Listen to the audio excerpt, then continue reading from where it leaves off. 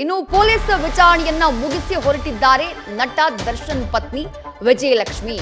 ಸತತ 5 ಗಂಟೆಗಳ ಕಾಲ ವಿಜಯಲಕ್ಷ್ಮಿ ಅವರನ್ನ ವಿಚಾರಣೆಗೆ ಒಳಪಡಿಸಿದ್ರು ಪೊಲೀಸರು.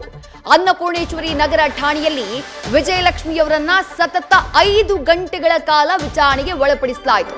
ಇನ್ನು ಕಳುಹಿಸುವಂತಹ ಸಂದರ್ಭದಲ್ಲೂ ಕೂಡ ಅಗತ್ಯ ಇದ್ರೆ ಮತ್ತೆ ಕರೀತೀವಿ, ನೀವು ಬರಬೇಕಾಗತ್ತೆ ಅಂತ ಪೊಲೀಸರು ಹೇಳಿದ್ದಾರಂತೆ ವಿಜಯಲಕ್ಷ್ಮಿ ಅವರಿಗೆ. ಯಾಕಂದ್ರೆ ವಿಜಯಲಕ್ಷ್ಮಿ ಅವರ ಮನೆಯಲ್ಲಿದ್ದಂತಹ ದರ್ಶನ್ರ ಬಟ್ಟೆ ಹಾಗೆ ಶೂಗಳ ಬಗ್ಗೆ ಅವರಿಗೆ ಪ್ರಶ್ನೆಯನ್ನ ಕೇಳಲಾಗಿದೆ. ಕೊಲೆಯ ಬಳಿಕ ದರ್ಶನ್ ಧರಿಸಿದ್ದಂತಹ ಬಟ್ಟೆ ಕೊಲೆ ಮಾಡುವಂತಹ ಸಂದರ್ಭದಲ್ಲಿ ಜೊತೆಗೆ ಹಾಕಿದ್ದಂತಹ ಶೂ ಅದು ಪತ್ತೆಯಾಗಿದ್ದು ಪ್ರೆಸ್ಟೀಜ್ ಅಪಾರ್ಟ್ಮೆಂಟ್ ನಲ್ಲಿರುವಂತಹ ವಿಜಯಲಕ್ಷ್ಮಿ ಅವರ ನಿವಾಸದಲ್ಲಿ. ಶೂ ಹಾಗೆ ಬಟ್ಟೆಯ ಬಗ್ಗೆ ವಿಜಯಲಕ್ಷ್ಮಿ ಅವರಿಂದ ಮಾಹಿತಿಯನ್ನ ಕಲೆ ಹಾಕಿದ್ದಾರೆ ಪೊಲೀಸರು. ಸತತ 5 ಗಂಟೆಗಳ ವಿಚಾರಣೆಯ ಬಳಿಕ ವಿಜಯಲಕ್ಷ್ಮಿ ಅವರನ್ನ ಕಳುಹಿಸಿದ್ದಾರೆ. ಬಟ್ ಒಂದು ಸೂಚನೆಯನ್ನ ಕೊಟ್ಟಿದ್ದಾರೆ, ಇಫ್ ಇನ್ ಕೇಸ್ ಅಗತ್ಯ ಇದ್ರೆ ಮತ್ತೆ ನಾವು ನಿಮ್ಮನ್ನ ಕರಿತೀವಿ, ಬರಬೇಕಾಗತ್ತೆ ಅಂತ ಹೇಳಿದ್ದಾರಂತೆ.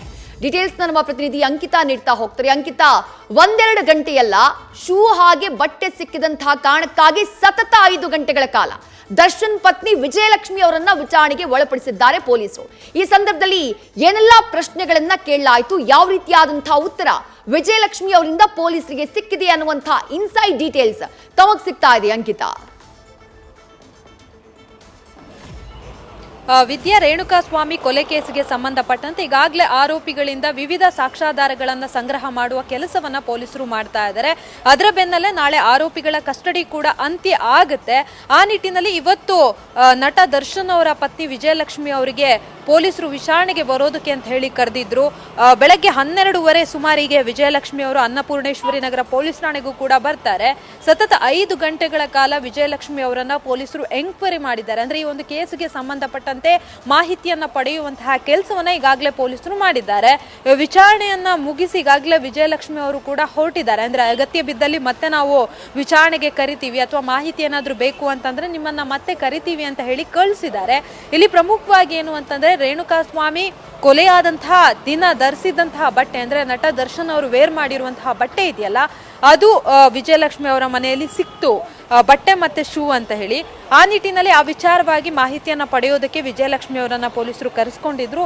ಆ ಬಟ್ಟೆಯನ್ನ ತಂದ್ಕೊಟ್ಟಿದ್ದು ಯಾರು, ಶೂ ಅನ್ನ ತಂದ್ಕೊಟ್ಟಿದ್ದು ಯಾರು, ತಂದು ಕೊಟ್ಟಾದ್ಮೇಲೆ ನೀವೇನ್ ಮಾಡಿದ್ರಿ, ಈ ರೀತಿಯ ಪ್ರಶ್ನೆಗಳನ್ನ ಪೊಲೀಸರು ಕೇಳಿದ್ದಾರೆ. ಜೊತೆಗೆ ರೇಣುಕಾಸ್ವಾಮಿ ಕೊಲೆ ಸಂಬಂಧ ನಿಮ್ಗೇನಾದ್ರೂ ಮಾಹಿತಿ ಗೊತ್ತಿದ್ಯಾ, ಈ ಕೊಲೆ ಆದ್ಮೇಲೆ ದರ್ಶನ್ ಅವ್ರೇನಾದ್ರೂ ನಿಮ್ಮನ್ನ ಕಾಂಟ್ಯಾಕ್ಟ್ ಮಾಡಿ ಮಾತನಾಡಿದ್ರ, ಹೀಗೆ ಬೇರೆ ಬೇರೆ ಪ್ರಶ್ನೆಗಳನ್ನ ವಿಜಯಲಕ್ಷ್ಮಿ ಅವರಿಗೆ ಕೇಳಿದ್ದಾರೆ. ಜೊತೆಗೆ ಅವರು ಕೂಡ ತಮಗೆ ಗೊತ್ತಿದ್ದಂತಹ ಉತ್ತರವನ್ನ ಎಲ್ಲವನ್ನ ಕೂಡ ಪೊಲೀಸರಿಗೆ ನೀಡಿದ್ದಾರೆ. ಹಾಗಾಗಿ ಈ ಒಂದು ಪ್ರಕರಣಕ್ಕೆ ಸಂಬಂಧಪಟ್ಟಂತೆ ಅವರ ಉತ್ತರ ಕೂಡ ತುಂಬಾನೇ ಇಂಪಾರ್ಟೆಂಟ್ ಆಗಿರುತ್ತೆ. ಈಗಾಗಲೇ ಪೊಲೀಸರು ಕೂಡ ಈ ಒಂದು ಪ್ರಕರಣವನ್ನ ಗಂಭೀರವಾಗಿ ಪರಿಗಣಿಸಿದ್ದಾರೆ. ಆರೋಪಿಗಳ ವಿರುದ್ಧದ ಸಾಕ್ಷಿಗಳನ್ನ ಸಂಗ್ರಹ ಮಾಡಿದ್ದಾರೆ. ಜೊತೆಗೆ ನಾನಾ ಕಡೆಗಳಲ್ಲಿ ಕರ್ಕೊಂಡು ಹೋಗಿ ಮಹಜರು ಮಾಡುವಂತಹ ಪ್ರಕ್ರಿಯೆಯನ್ನ ಕೂಡ ಈಗಾಗಲೇ ಮುಗಿಸಿದ್ದಾರೆ. ಆ ನಿಟ್ಟಿನಲ್ಲಿ ಕೊನೆಯದಾಗಿ ಆರೋಪಿ ರಾಜು ಏನಿದ್ದಾನೆ, ಆತನ ಒಂದು ಹೇಳಿಕೆಯ ಆಧಾರದ ಮೇಲೆ ಪೊಲೀಸರಿಗೂ ಕೂಡ ಒಂದಷ್ಟು ಕ್ಲೂ ಸಿಗುತ್ತೆ. ಅಂದ್ರೆ ದರ್ಶನ್ ಅವರು ವೇರ್ ಮಾಡಿರುವಂತಹ ಬಟ್ಟೆ ಹಾಗೆ ಶೂ ವಿಜಯಲಕ್ಷ್ಮಿ ಅವರ ಬಳಿ ಇದೆ ಅಂತ ಹೇಳಿ, ಅಂದ್ರೆ ಅವರ ಮನೆಯಲ್ಲಿ ಇದೆ ಅಂತ ಹೇಳಿ ತಕ್ಷಣ ಪೊಲೀಸರು ಅವರಿಗೂ ಕೂಡ ವಿಚಾರಣೆಗೆ ಕರೆದು ಆ ಒಂದು ಸಂಬಂಧ ಮಾಹಿತಿಯನ್ನ ಪಡ್ಕೊಳ್ಳುವಂತಹ ಎಲ್ಲಾ ಕೆಲಸವನ್ನ ಈಗಾಗಲೇ ಮಾಡಿದ್ದಾರೆ. ನಾಳೆ ಆರೋಪಿಗಳ ಕಸ್ಟಡಿ ಕೂಡ ಅಂತ್ಯ ಆಗುತ್ತೆ.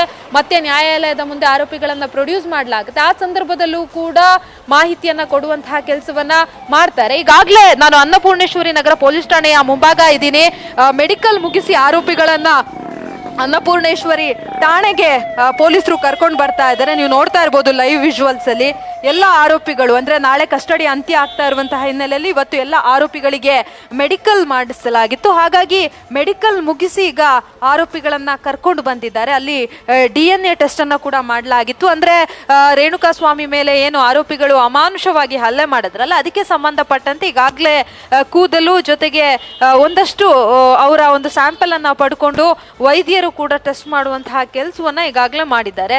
ಸದ್ಯ ಆರೋಪಿಗಳನ್ನ ಕರೆತಂದಿದ್ದಾರೆ. ನಾಳೆ ತನಕ ಪೊಲೀಸರಿಗೂ ಕೂಡ ಟೈಮ್ ಇದೆ. ಉಳಿದಂತೆ ಯಾವ ರೀತಿಯಾಗಿ ಮಾಹಿತಿಯನ್ನ ಪಡಿಬೇಕು ಆ ರೀತಿಯಾಗಿ ತನಿಖೆಯನ್ನ ಮಾಡಿ ಮಾಹಿತಿಯನ್ನ ಪಡ್ಕೊಳ್ಳುವಂತಹ ಕೆಲಸವನ್ನ ಈಗಾಗಲೇ ಪೊಲೀಸರು ಕೂಡ ಮಾಡ್ತಾ ಇದ್ದಾರೆ. ವಿದ್ಯಾ, ಅಂಕಿತಾ, ದೃಶ್ಯದಲ್ಲೂ ಕೂಡ ನಾವು ಗಮನಿಸಿದ್ವಿ, ನೇರವಾಗಿ ಅನ್ನಪೂರ್ಣೇಶ್ವರಿ ನಗರ ಠಾಣೆಗೆ ಮತ್ತೆ ಆರೋಪಿಗಳನ್ನ ಕರ್ಕೊಂಡು ಬರಲಾಗಿದೆ. ಈಗ ನಾಳೆ ಕೋರ್ಟ್ಗೆ ಪ್ರೊಡ್ಯೂಸ್ ಮಾಡಬೇಕು ಅಂಕಿತಾ. ಈ ಸಂದರ್ಭದಲ್ಲಿ ಮತ್ತೆ ಕಸ್ಟಡಿಗೆ ಕೇಳುವಂತಹ ಚಾನ್ಸಸ್ ಏನಾದ್ರೂ ಇದೆಯಾ, ಅಥವಾ ಆರೋಪಿಗಳ ಮಹಜರು ಪ್ರಕ್ರಿಯೆ, ಅವರಿಂದ ಸಾಕ್ಷಿಗಳನ್ನ ಕಲೆ ಹಾಕುವಂತಹ ಕೆಲಸ ಎಲ್ಲವೂ ಕೂಡ ಕಂಪ್ಲೀಟ್ ಆಗಿದೆಯಾ, ಹೇಗೆ ಅಂತ ಹೇಳಿ?